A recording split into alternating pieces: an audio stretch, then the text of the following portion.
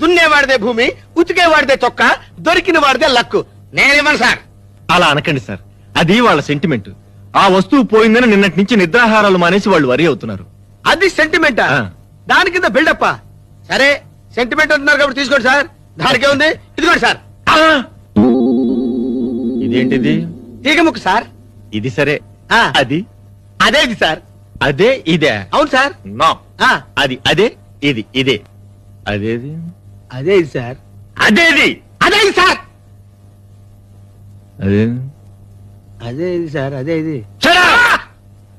నీకు దొరికిన వజ్రపుటంగరం ఏది?